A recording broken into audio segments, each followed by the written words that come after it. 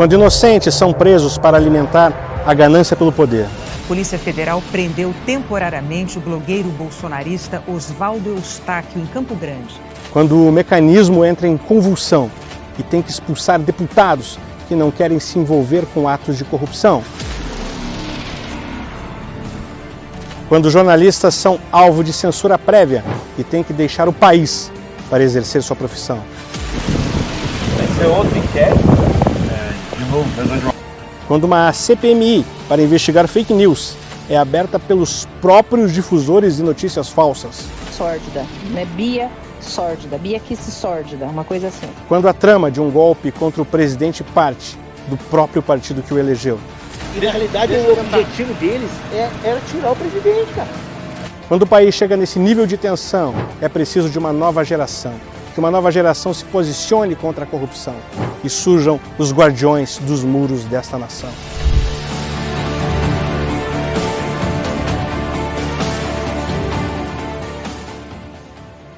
Tão perigosos quanto a esquerda são os inimigos que se fingem de aliados, mas sempre tramaram contra o presidente.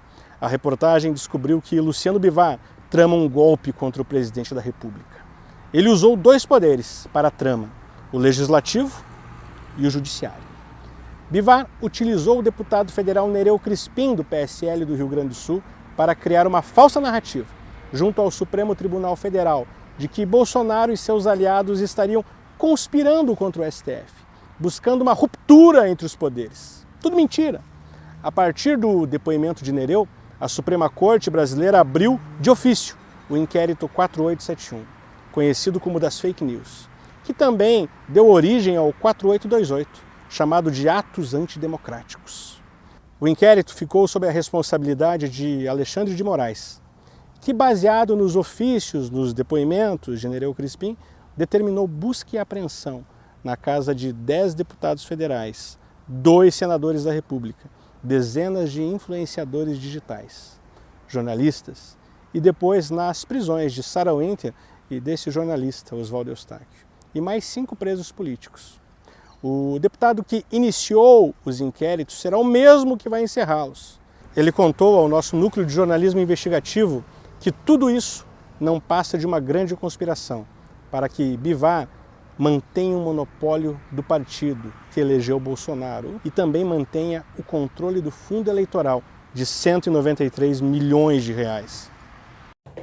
E vou dar um depoimento e vou falar a verdade, que essas prisões foram estimuladas pelo Bivar, né, para tentar acomodar um grupo de deputados, né, que estavam a favor do presidente da República, com o único interesse de manter o monopólio do PSL. Só isso aí que eu falei. O monopólio financeiro, né? Monopólio financeiro, exatamente. Monopólio eleitoral do partido. Por causa dessa eleição de 20... O crime está em curso, então... O crime está em curso. O crime está em curso na minha denúncia. Exatamente. É isso aí. Eu tentei ligar para o STF, eles me atendem lá de vez em quando, por causa que eu já fiz essas denúncias, eles têm conhecimento. Eu liguei para lá agora, eles me retornaram a ligação agora, por causa como prioridade, que eu sou deputado federal, eles me ligaram. Tá? Não, tudo bem, mas aí você tem que entender o seguinte: a minha prisão e a da Sarah, que são essas prisões ilegais aí... Ilegais. Elas são o início para um novo laranjal do PSL. Exatamente. Por isso que eu linkei tudo. A ideia dele era o quê? Era sempre isolar o presidente, entendeu? Era o que ele estava tentando fazer. Mas ainda estimulado com aqueles atos ali. Eram 2 grupos que estavam tentando prejudicar o presidente. Tanto o Bivar e tanto os milicos que estão lá do lado do vice, né? Tá, mas escute, você tem algum áudio do Bivar pedindo a prisão da Sarah? Ou a minha? Claro. Eu tenho o áudio dele pedindo para me assinar, tia. Já tá lá no STF. Nereu Crispim contou ainda que o esquema de Bivar, através dos inquéritos contaminados com informações falsas, tinham 2 objetivos: derrubar o presidente da República e controlar os 193 milhões do fundo partidário, para desviar parte desse dinheiro nas eleições de 2020. É o seguinte, a expulsão do PSL foi porque o presidente quis entrar para dentro do partido e ver o que acontecia. E eles não deixavam. Para tanto que onde eu gravei tudo, eu digo que quem tem razão é o presidente Bolsonaro. Ele tinha razão que o PSL é um laranjal, que usa o dinheiro. Imagina escritório de advocacia, o dono do escritório que havia um helicóptero, Porsche, papapá, pagar 35 mil reais de aluguel numa casa. Que é o ruim. É o bandido junto do nada. Quem é que pediu pra você ir na história? Quem pediu pra mim foi a Joyce e o Vivar. Eu tenho 48 minutos já gravados de áudio. Meu foi a denúncia. Eu denunciei pra eles o que era denunciável. Pra ter uma... O deputado já denunciou o esquema ao TSE. O tribunal já sabe e encaminhou o ofício ao Ministério Público. O esquema de desvio de dinheiro público em curso nas eleições de 2020 utiliza escritórios de advocacia, gráficas e a cota de mulheres e negros para crimes. A mulher de Nereu, Carolina Lompa, seria uma das laranjas usadas na campanha, mas o deputado rompeu com o partido e não chegou a receber o valor de R$1,5 milhão que Bivar havia prometido. Segundo Nereu Crispim, a comandante do esquema é a senadora Soraya Tronic, do esquema das mulheres. Com confiança, falar comigo, eu não estava querendo prejudicar ela. E ela assim, diz pro Nereu tirar as coisas que a gente tira no objetivo. E aí então a gente entendeu que era eles para e a Soraya. O ministro Alexandre de Moraes já sabe que o inquérito foi baseado em premissas falsas. Há mais de uma semana ele já recebeu um ofício do próprio Nereu, mas ainda não tomou providências legais. Um documento protocolado no STF por Nereu Crispim oficiou o ministro. O documento, assinado pelo próprio denunciante, solicitou a retirada de todos os ofícios enviados por ele anteriormente, que embasaram o inquérito, inclusive os pedidos de prisão, que estão sendo mantidos em segredo por Alexandre de Moraes. A reportagem teve acesso ao protocolo do arquivo, recebido pelo gabinete de Alexandre, às 13h44, no dia 27 de outubro. O próprio deputado revelou o conteúdo do ofício à reportagem. É que, na realidade, eu, como deputado, eu tinha comprado uma ideia de que eu estava defendendo uma democracia, enfim, entendeu? E que, na realidade, acabei entendendo que eu estava defendendo um grupo partidário com um exclusivo interesse de se manter na cúpula de administração desse partido, que com interesse, com indícios de que no final era manter o controle sobre o fundo eleitoral e o fundo partidário. O advogado terminou agora, eu retirei 13 requerimentos. A ativista Sarah Winter foi a primeira pessoa a saber do caso, da fraude. O próprio deputado a procurou para contar tudo.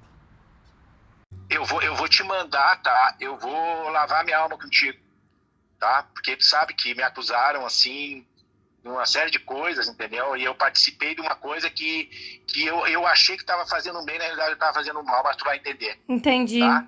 Amanhã tu vai receber, tá bom?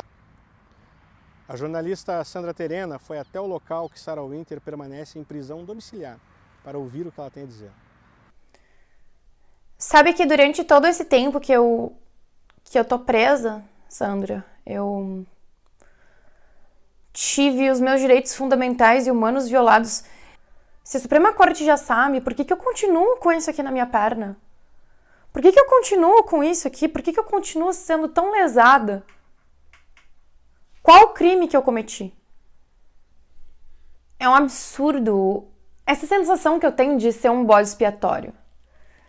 De descobrir, através da própria pessoa que mandou me prender, receber um telefonema e escutar as palavras: eu quero me redimir com você. Eu quero lavar minha alma com você, porque eu estava errado. A eleição é agora, dia 15. Dia 15 de novembro, você tem dias. Nós estamos fazendo essa denúncia. Se nós somos pequenos, o próprio deputado que pediu, que fez essas denúncias, já encaminhou tudo ao STF, dizendo: foi tudo armação, foi tudo mentira, foi tudo uma fraude. Esse inquérito é uma fraude. O cara que construiu o inquérito está admitindo perante a Suprema corte do país, Supremo Tribunal Federal, que tudo é uma fraude, para caminhar com esse crime em curso. Eu quero saber se o STF vai ter a mesma agilidade para investigar e interromper esse crime que está acontecendo agora com o dinheiro das pessoas, do fundo partidário, que eles tiveram para me prender, para me levar para cadeia, para me levar para colmeia. Parte desta trama já havia sido denunciada pelo empresário Luciano Hang, que entrou com uma ação contra o deputado, dizendo que tudo que havia sido dito no STF era falso. O deputado federal Daniel Silveira também ficou sabendo do esquema e no mesmo dia pegou um voo para Porto Alegre. Ele recebeu um print de um grupo chamado PSL Raiz, em que Bivar pediu a prisão de Bia Kicis. Ele queria que Nereu protocolasse esse pedido também no STF, utilizando as mesmas informações e premissas falsas. A reportagem teve acesso à primeira prestação de contas do PSL nas eleições de 2020 e, diferente do que Nereu denunciou, não se trata apenas de um laranjal, mas de uma grande lavanderia. Vocês vão ver. Documentos obtidos pelo sistema Divulga Contas do TSE revelam que a candidata Joyce Hasselmann, candidata do PSL em São Paulo, recebeu 5 milhões de reais para a sua campanha e gastou 140 mil para fazer 10 mil santinhos. Quase 100 vezes mais do que o preço de mercado. Dados do TSE revelam ainda que em Boa Vista, Roraima, o candidato Ailton Nicoletti já gastou 228 mil reais para abastecer os 8 carros da campanha. Observem as disparidades. Enquanto uma pessoa recebe 70 mil reais para entregar panfletos na campanha do PSL e a assessora de imprensa de Joyce Hasselmann, candidata em São Paulo, recebe 54 mil reais, deputados federais bolsonaristas estão à margem das comissões da Câmara por um controle partidário, por um controle criminoso. E 7 pessoas estão presas de forma ilegal. Jornalistas estão censurados e empresários foram calados por inquéritos fraudulentos. Essas graves denúncias provam que os inquéritos 4871 e o 4828 são ferramentas de Bivar para um crime em curso, com o objetivo de desviar parte dos 193 milhões de reais do fundo partidário e tentar derrubar o presidente da República por meio de um golpe, utilizando-se do nobre Poder Judiciário brasileiro e da Suprema Corte. De Brasília, Oswaldo Eustáquio.